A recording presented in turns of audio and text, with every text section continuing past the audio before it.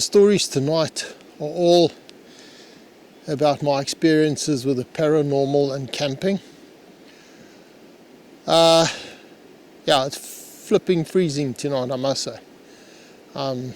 It's just dropped down to 4 degrees, so it's chilly, and this fire is not huge, so it's not making a big difference. Anyhow, I suppose wherever I move, the smoke's going to be in the way. The first experience I thought I would tell you about, I had been on a friend's farm in Namibia, and the distances are huge.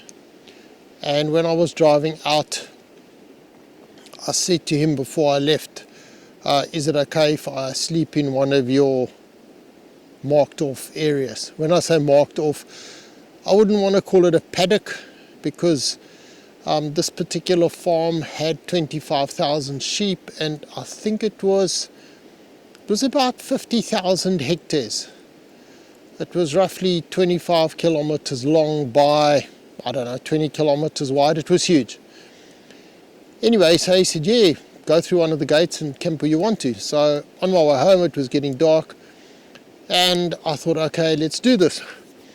So I opened the gate, closed the gate in case there were any animals, and I found a spot under a tree, really nice. Anyway, again, it was cold. I've got I call it my red sleeping bag. It was a -6, -8. So I climbed in my rooftop tent, and it was very cold. Anyhow, at about, 1 o'clock in the morning, I woke up and I couldn't move. So it's almost like this paralysis they talk about, where it feels like something's holding you down. I could move my eyes, and that was about it. And I don't know how long it lasted for. It was probably, yes, the smoke. It was probably only a minute or two. But it felt like a long time. So it's a bit nerve-wracking. That was the first one. The second one, I had been exploring an area in the northern part of South Africa, and I found an old mine. And driving back from the mine towards the main road, I saw a house in the distance, and there was a pickup parked outside. So I drove up to the house. I thought I better just say, look, I'm sorry if I've trespassed. Most of the land is state land. Anyway, I get to the house, I knock on the door. A girl answers, a really nice lady called Shirley. Her and her sister were there, and basically they're nursing her dad, because her dad is dying of cancer. He'd been in the sun too much, and he was in a bad way. But interesting, Shirley was the only blaster in the area, and you wouldn't typically think, and maybe this is profiling, but you wouldn't typically think a girl, pretty attractive girl, is going to be the local blaster. Anyhow, we travelled around a bit, and she showed us some things. There were a group of us. Anyhow, on a later occasion, she let me know her dad had died. She didn't want to live so remotely all by herself. She was probably 7 or 8 kilometers from the main road, and she was probably 50 kilometers from the nearest other house. So she moved across the road to a house her sister had. And anyway, her sister moved back there, and so at least she had other people. So I was traveling in the same area again with a friend of mine called John. John was in his vehicle, I was in mine, and we drove past the house. And I called John on the radio, and I told him the story that, because I think he'd met Shirley, but that her dad had died. And we're sitting there, and there's a child's swing hung from one of the branches of the trees, the typical 2 ropes and plank or tire or whatever it was. I think it was a plank, like a normal kid's swing. And the swing is swinging, and the swing is going backwards and forwards, probably a meter back and a meter forward.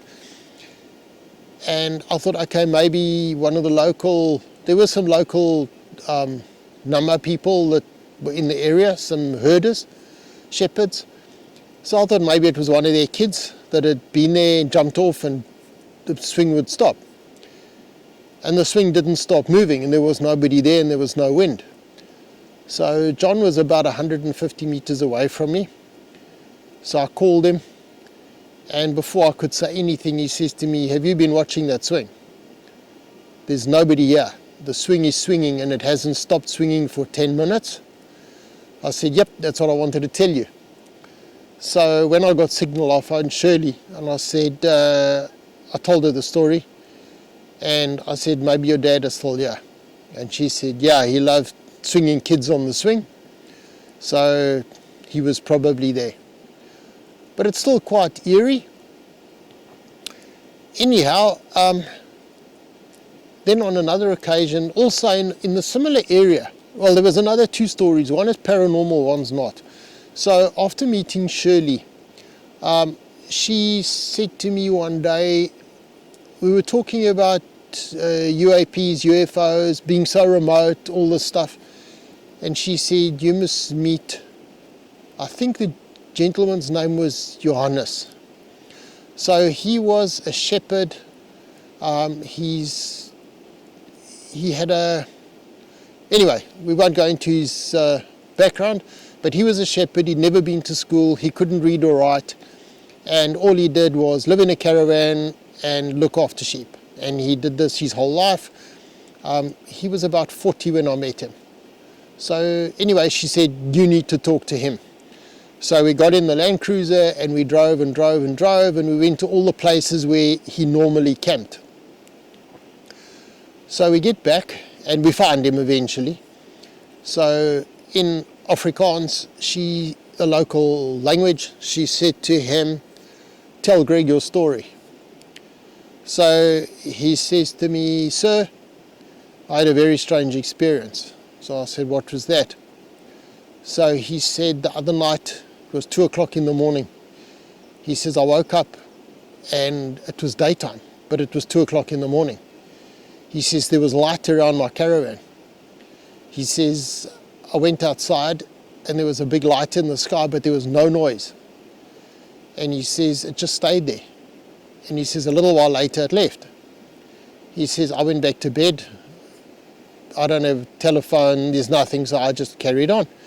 He says, a few days later, I will get woken up at 2 o'clock in the morning again. There's this light outside. He said, so I walked outside and I watched it. And he said, the light didn't move, there was no sound at all. And he said, it almost had it like a spotlight, so it illuminated his whole area, the area where his sheep were penned in, and there was no sound. And he says, it freaked me out. He says, after about, he says, it seemed like an hour, but maybe 10 minutes. He said, this thing just shot off over the horizon. And he said, Mr. Greg, there was one huge explosion.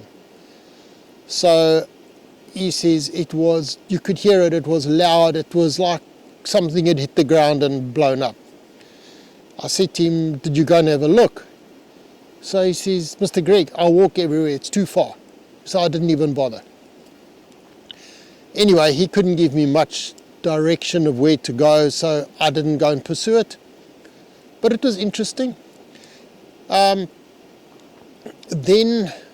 across the border, so that was in South Africa, but right on the border.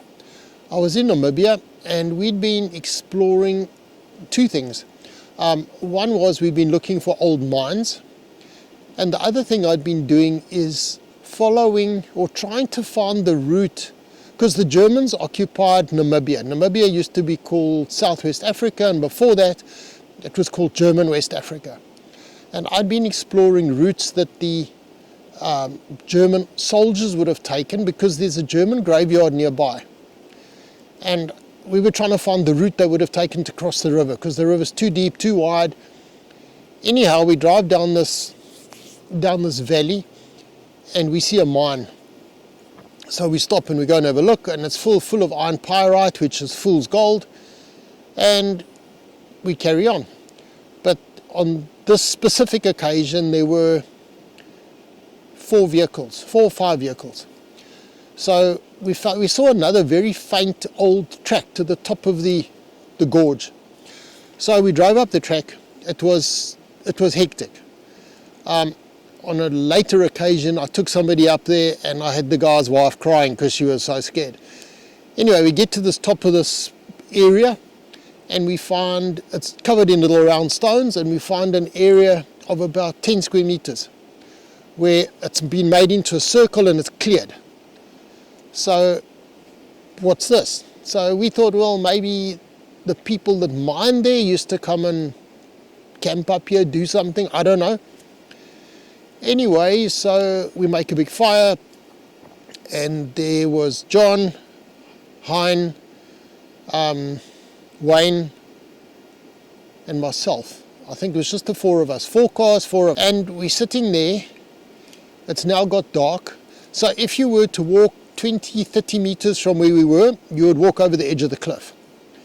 And all of a sudden, a lady starts to laugh. Now, there's nobody with us other than the 4 of us, and this lady laughs. We all look at one another, and one says, "Did you hear that?" The other one says, "Did you hear that?" And this lady is laughing. Maybe only 10 seconds, and it stops. So we get our torches, we look around, there's absolutely no one. From where we were, the border post is 15, 20 kilometers away.